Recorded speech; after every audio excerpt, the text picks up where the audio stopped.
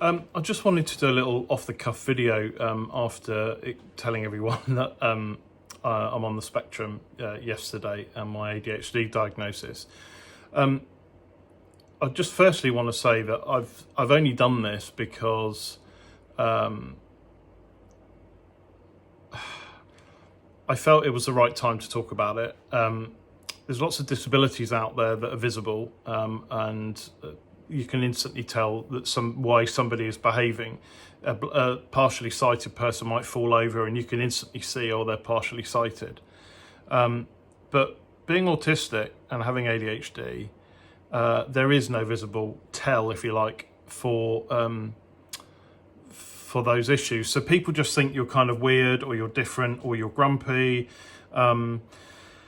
And how it manifests in me, and has done all my life, but I've only recently kind of been diagnosed, it makes some social interactions difficult. How I respond to people sometimes is very short. My tone is quite often short. People misunderstand my meaning, and I genuinely don't mean to cause offence or to do anything like that. I also ask a lot of questions, especially if I'm working with you. In order to manage anxiety with autism, you need to be in control. And by getting a lot of information about a particular job, it helps manage that, really helps manage it. It's difficult in television news because you don't have a lot of information till the last minute. How do I cope with that? I carry a lot of equipment with me. One of the reasons I've got a van. I've got everything I need, so that helps manage that anxiety. And then the only other real anxiety in the news world is deadlines and getting something out in time. And journalists sometimes leave things, or editors leave things to the last minute. There's a fear of not being able to deliver. There's a fear of not being able to excel to the high level that you've set yourself due to somebody else not giving you that information.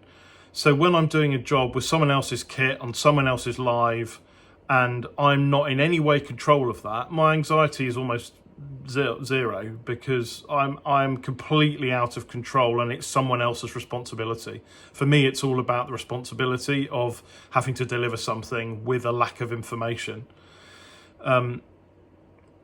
I do view things in a very black and white way. That comes across in opinions on social media sometimes. I struggle to see some of the light and shade between situations. And as I mentioned, tone quite often comes across wrongly. I don't mean to offend. But there's other things that I'll talk about in other videos, because since I put these posts up, a couple of people have contacted me privately who also feel that they have very similar symptoms, and hopefully are going to do something about it. So if anyone feels that they are on the spectrum, and it is a spectrum, you know, the people with autism that you see on television are normally extremes, because as horrible as it sounds, they make good telly.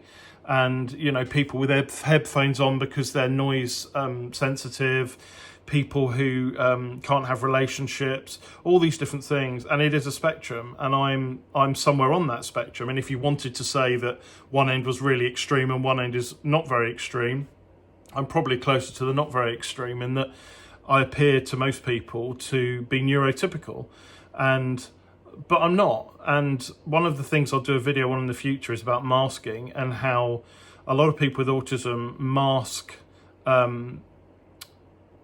what they're really feeling in order to act neurotypical and to behave like other people, and it's incredibly tiring. I'm going to do another video on masking, another video on ADHD, but talk to me about it if you want to. I don't want it to be a massive thing. I haven't told people. I told individual people that I work with closely some time ago. But let's talk about it. You know, let's not ask me questions. I'm completely open and transparent. I'm not going to be offended by anything you say. If I've been out of order with you, tell me so, and I'll apologise, and hopefully we can move on with it. But yeah, I just thought I'd do a quick video, albeit 4 minutes, nearly 5 minutes long. reach out to me, talk to me if you want to talk about it. If you don't, just if you've got this far in the video, great. If not, you know, just carry on with your day. I don't really care. But yeah, in terms of what you can do if you work with me to help, I've put a page together with a few pointers, but the key thing really is just keep me informed as much as possible, with things like parking arrangements, with schedules. Anything you can do like that will be really helpful. And yeah, more videos to come, I hope. Cheers.